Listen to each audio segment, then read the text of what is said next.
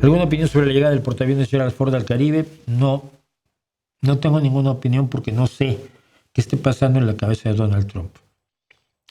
El asesinato continuado de personas en lanchas en el Caribe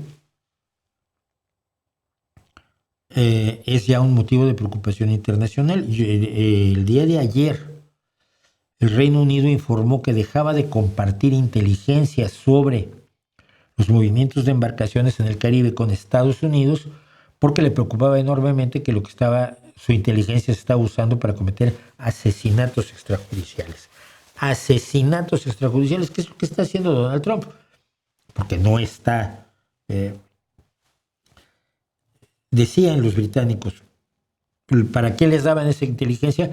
Para que se detuviera a las embarcaciones y si llevaban droga, para que esas personas fueran arrestadas, procesadas judicialmente de acuerdo al Estado de Derecho. No para que se les disparara una lancha con un motor afuera borda a la que le dispara un crucero, un buque de guerra, un acorazado, un crucero, no sé, una corbeta, lo que fuera. Es de una gravedad enorme, ¿no?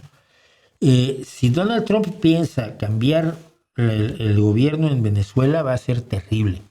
Y te lo digo siendo yo absoluto enemigo de Maduro y considerando que urge un cambio de gobierno en Venezuela, pero hecho por los venezolanos, no por los cañones de los Estados Unidos, ¿ok? Porque esa construcción de la democracia de los Estados Unidos nunca ha funcionado.